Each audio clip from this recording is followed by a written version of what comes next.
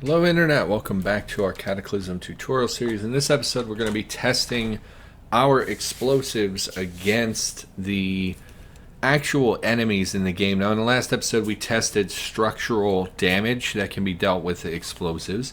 In this episode I thought we would test the actual soft target damage against bodies essentially. So here I have a glass case with a variety of standard monsters. These are all things you're going to see on day one. Very basic enemies that have virtually no armor, and many of them have none whatsoever. We have standard zombies, child zombies, decayed zombies, fat zombies, and tough zombies are the ones that I just picked off the top of my head because those are some of the most common. Standard zombies, child zombies very common, tough zombies, fat zombies very common in the early game. You'll see a decayed every now and then. I don't know why I put them in there. And then up here I have a more armored selection of zombies. Now there are fewer, but it doesn't really matter. And the reason for this is just to illustrate the differences between unarmored and armored enemies and how they handle explosives. So I did have a brute and just other section, but it turned out that brutes can in fact break these reinforced glass, which I had previously said in an episode that they could not do. So that was really unfortunate because they all came pouring out to murder me. So we're just going to huck a few grenades and we're going to remove the glass partition and hopefully it detonates with them right on top of it and we'll see some devastation. So we talked about explosions in the last episode and the epicenter power and all that stuff. For fighting enemies instead of fighting an actual terrain tile, we're looking more about shrapnel. We're interested in less about power and more about shrapnel. So something like a C4, I'm sure it can kill zombies. Obviously, that's not its intended usage. It's intended to deal structural damage. Whereas something like, what did we get caught in? We got caught in the dynamite bomb's explosion, and this is just dynamite in a casing with shrapnel. And the shrapnel hit us from pretty far away and killed us, even though we were 20 tiles away. So it deals significant damage. In fact, bomb fragments are one of the most lethal things in Cataclysm. They're just so hard to survive when you don't have armor. So what I'm expecting is that these bombs that have shrapnel will probably kill quite a few of these unarmored zombies. But when we come up here to deal with these armored boys, I'm guessing they can survive even standing directly on the explosion because they have pretty good armor. We're going to be putting that to the test. So let's, let's start with grenades. Grenades are the manufactured grenades. So these are like what a government actually gives its soldiers. So let's activate a grenade, throw a grenade, take a look at it. So it should have something like 4 turns left. 1, 2, it blew up immediately and we died. Okay, my mistake. Let's try this again. Let's come over here and stand further away. Activate the grenade. Throw the grenade. Go into the menu. And again, there's really no good way to do this. I'm going to come over here. We're going to edit the ground. We're going to go to grass. Great. And we'll select the wall. And the wall is now grass. Let's wait a few turns. Still killed us, huh? Oh, it did not kill us. We did take in a pretty substantial amount of damage. And if we take a look at our message log, you'll see we killed, probably about half of them with that one grenade. You'll see we're seeing a lot of damage here. And what we're actually seeing is the bomb fragment damage. It's not that the explosion does all this damage. It's that the grenade is meant to deal fragments, which deal damage. So we're hitting 84, 97, 33, 64, 80. They deal no damage. That's interesting. The fat zombies seem to be fine with it. But you'll see we killed quite a few of these enemies very, very easily. We'll activate. We'll throw another grenade over there. Why not? That'll do. And we'll likely kill. Your eardrums ache. Yeah, unsurprisingly. And we killed the remainder. So you can see how manufactured grenades can be pretty good for dealing with those enemies. So take note of those numbers. We're dealing 79, 85, 104, 63, 50. So even though some of them don't deal very much, you know, there's a 13 listed there, there's a 9 listed there. The vast majority is 40 to 100 damage. And we're going to compare that to what we see with these armored zombies. And the thing to note here is that all of these zombies have armor. The cop zombies are the weakest, followed by the firefighter zombies, followed by the soldier zombies being the toughest from an armor perspective. So we're going to take note here of what exactly happens. Fun with explosives, ladies and gentlemen. Always exciting. So we'll go grass. We will encompass the whole row, and we'll do that. So let's see what happens here. Okay. Sorry about the errors again. You'll see all of the cop zombies seem to have been killed for the most part. Some of the firefighters, some of the soldiers. Okay, I mean, honestly, to my surprise, it's dealing roughly the same kind of amounts of damage that we would expect it to deal. 76, 70, 89, 64, 95. That's really interesting because when I was playing my Overrun series, we were shooting and we would literally hit the soldier zombies with the grenade launcher and they would survive the hit no problem. So it's really surprising to me to see so many of these soldier zombies die, and that they're dealing roughly the same amount of damage. Especially as well, some of the dev team members, when I complained about it, said like that armor almost completely nullifies a large part of the damage that bomb fragments deal. It may just be that they're in such close proximity to it in this setup. Maybe the 40mm grenade launcher is just considerably less powerful than an actual hand-thrown grenade. That is interesting, though. I'm surprised to see them die so easily. And why not throw them and finish them off? Because why not? I never play with grenades. We might as well. And they're all dead. So obviously, if you're going for explosives to deal with large groups of enemies, grenades are an excellent choice. Let's back out, and we'll try with something that's a little bit less significant. We'll try with something that's maybe a player-manufactured explosive. So let's compare grenades. Grenades have an epicenter power of 240, casing mass of 217, fragment mass 0.15. Bigger fragment mass, lower casing mass, lower explosive power. I'm willing to bet they still probably kill a lot of people. Now, admittedly, grenades are like super designed to murder people. So maybe it is just because they were grenades. Let's go ahead, step far away, activate the grenade, throw the grenade. This one has a timer of 7 instead of 5. That is interesting. Also has an interesting sprite. Looks like we jammed an explosive into a soda can. That's pretty interesting. And let's go ahead and remove this here. Unfortunately, based on what I'm seeing so far, we're not really teaching you anything because, big surprise, grenades are lethal. Who would have thought? Okay, this should never actually show up. Okay, let's get out of there. Should have accounted for the length of your fuse there. Let's look at the damage here. 73, 99, 10, 85. So once again, really on par with the regular grenade. I'm surprised that it's so much damage. It did not kill as many as the manufactured grenade. I suppose it may just be that they're in such proximity of the explosion that they're taking so much damage. It is definitely looks like a tamer explosion. Interesting.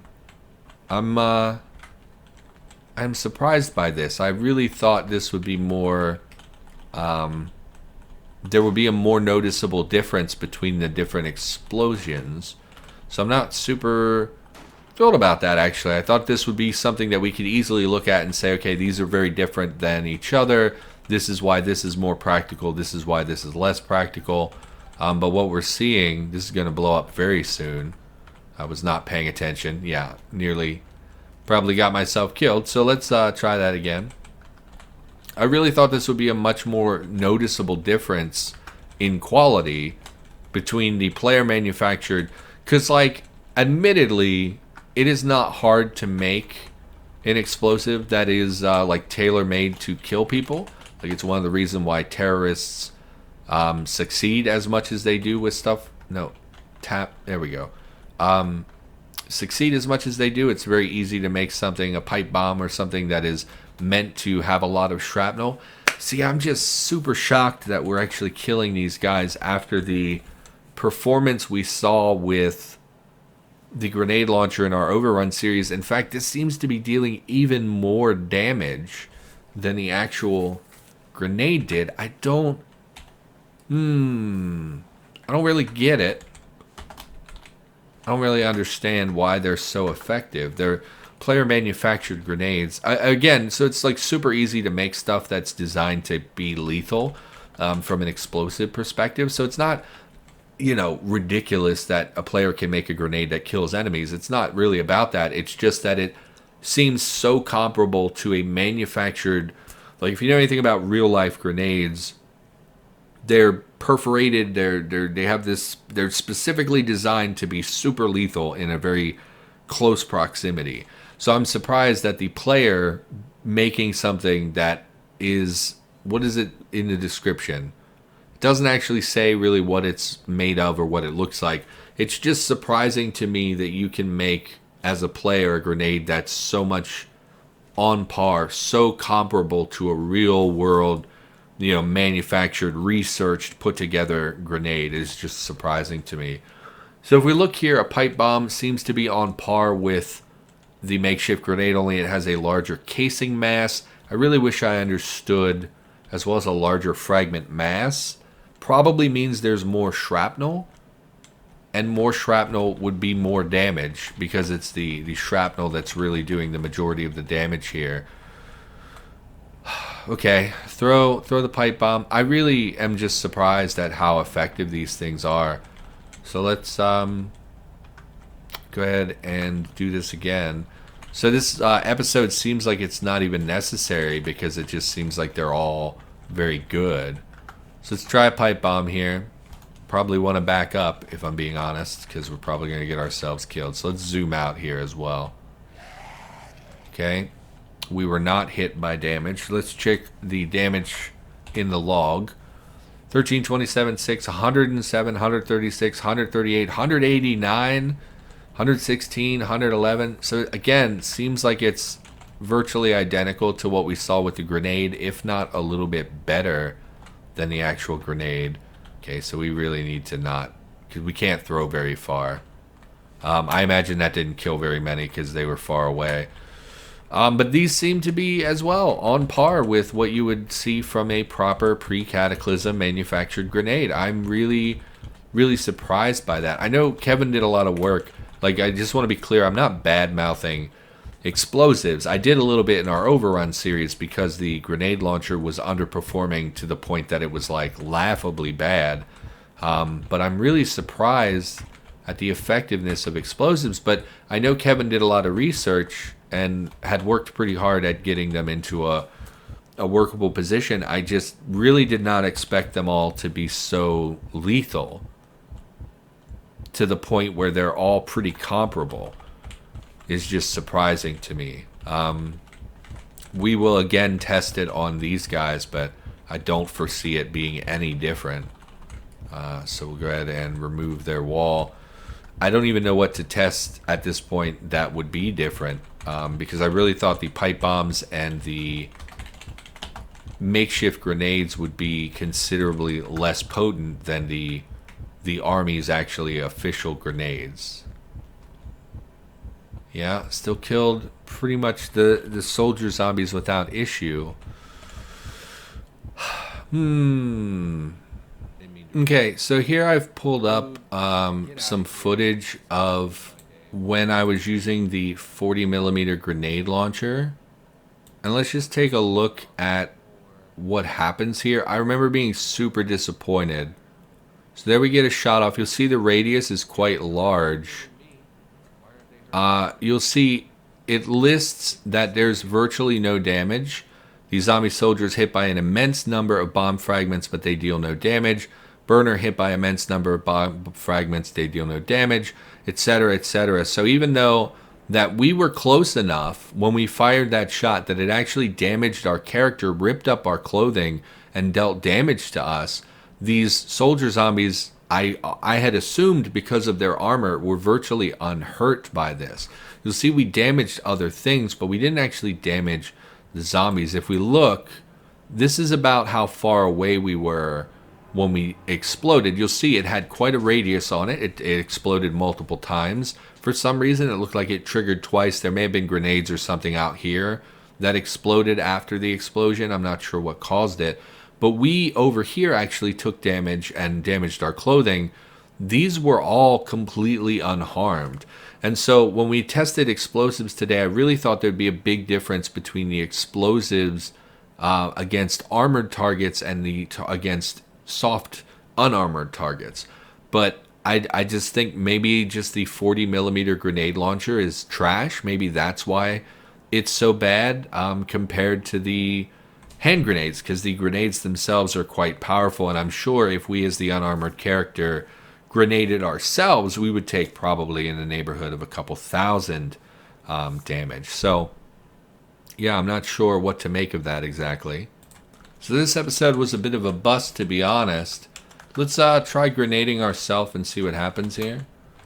See how much damage we take, because it will give us an actual amount of damage that we take. So let's just drop the old grenade, stand on top of it. We have no armor at all. Ignore that. We were hit by bomb fragments, dealing 93 damage. So that's just the bomb fragment damage. We actually also take damage from the explosion itself. You'll see our HP was quite devastated by that. So there is more to an explosive than its bomb fragments, but the bomb fragments are primarily the thing that I would focus on. I think maybe what is happening is that the explosives are so comparable in explosive power, and what is happening is that the bomb fragments are hitting for virtually the same damage because they're bomb fragments, but the explosive aspect deals different damage. I'm having a hard time separating that because it doesn't really give numbers on the explosion. The explosion's damage, it only gives numbers on the fragment damage. So frankly, Internet, I don't know what to make of this. Obviously, explosives are very good for dealing with hordes. I would highly caution you, again, about using them when you have a low throwing skill. It's very dangerous. They don't seem to be designed for destroying buildings, so unless you have C4, you're really not going to be able to blow down walls. And yeah, they just seem like crowd control stuff. I guess maybe I should try to use them more than I do, but other than that, I don't see a real point in... Mainly what I would want them for is to demolish buildings. You know, it seems like, we'll go out and demolish buildings. But that's not something that they seem designed to really do outside of the C4. And it just doesn't make sense because dynamite obviously has been used as a destructive tool for a long time. Just surprised it is not more effective at taking down even basic walls. Seems to be very limited of use. So, I don't know. Again, I know Kevin did a lot of work with this. I don't want to like badmouth it and make it sound like I hate it. I'm sure it's fine. I'm sure he used real world numbers and comparisons and things like that. I just don't see a huge practicality for them in Cataclysm. If you have a big horde and you have a couple grenades, you might as well throw some grenades. It's not going to hurt anything if you can get away from it, from the explosion, and you have a decent throwing skill. So, I don't know. Go nuts. Enjoy, Internet. This was just a diversion anyway to get us out of the lab for a couple episodes because we've been doing nothing but clearing the lab, and that crap gets a little bit boring when you do it every day. So for now, that's going to do it. Thanks for watching. Hopefully this was somewhat helpful, although I'm not happy with how this turned out. Anyway, thanks for watching. I'll be back with more Cataclysm tutorial content in the near future. I'll see you in the next one.